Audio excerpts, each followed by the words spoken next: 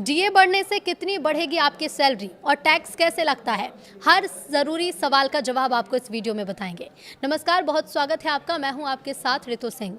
महंगाई भत्ता केंद्र सरकार और सार्वजनिक क्षेत्र के कर्मचारियों को बढ़ती महंगाई के असर से राहत देने के लिए दिया जाता है। इसका उद्देश्य रोजमर्रा के खर्च में बढ़ोतरी की भरपाई करना होता है। डीए की समीक्षा साल में 2 बार होती है और इसका निर्धारण अखिल भारतीय उपभोक्ता मूल्य सूचकांक यानी AICPI के आधार पर होता है।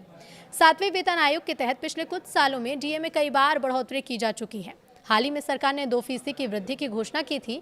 इसके बाद डीए मूल वेतन के 60% तक पहुंच गया। कई कर्मचारियों के मन में ये सवाल रहता है कि डीए केवल एक भत्ता है या सैलरी का हिस्सा भी माना जाता है।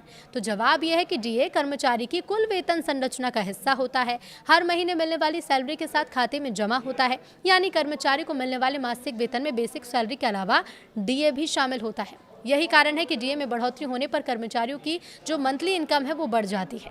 अब डीए को लेकर सबसे महत्वपूर्ण सवाल टैक्स से जुड़ा है। आयकर नियमों के मुताबिक महंगाई भत्ता पूरी तरह से कर योग्य आय माना जाता है। इसका मतलब यह है कि कर्मचारी को मिलने वाला पूरा डीए उसकी कुल कर योग्य आय में जोड़ा जाता है और उसी के आधार पर टैक्स की गणना होगी। जिस टैक्स स्लैब में कर्मचारी आता है उसी के मुताबिक डीए पर भी कर देनदार यानी कि टैक्स देना होता है। इसलिए डीए बढ़ने से जहाँ आय बढ़ती है तो वहीं टैक्स का बोझ भी कुछ हद तक बढ़ सकता है। अब ऐसे में ITR भरते समय डीए दिखाना क्यों जरूरी है? तो आयकर रिटर्न दाखिल करते समय डीए को अलग से दिखाना अनिवार्य है। आयकर नियमों के तहत वेतन से जुड़े सभी घटकों का सही विवरण देना जरूरी है। महंगाई भत्ता भी इसमें शामिल है। यदि कोई कर्मचारी या पेंशन भोगी ITR दाखिल करते समय डीए की जानकारी नहीं देता तो बाद में रिटर्न में विसंगति सामने आ सकती है।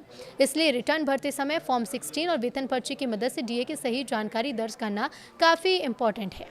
फिलहाल सरकार की ओर से जुलाई 2026 में डीए बढ़ाने को लेकर कोई आधिकारिक घोषणा तो नहीं हुई है, लेकिन बढ़ती महंगाई के बीच इसकी चर्चा तेज है। खाद्य पदार्थ, ईंधन और परिवहन लागत में बढ़ोतरी से घरेलू बजट पर दबाव बढ़ रहा है।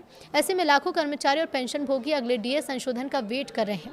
विशेषज्ञ मानते हैं कि यदि महंगाई का दबाव बना रहता है तो सरकार कर्मचारियों और सेवानिवृत्त लोगों को राहत देने के लिए डीए में एक और वृद्धि पर विचार कर सकती है। यही वजह है कि आने वाले महीनों में डीए से जुड़ी हर खबर पर कर्मचारियों की नजर बनी हुई है।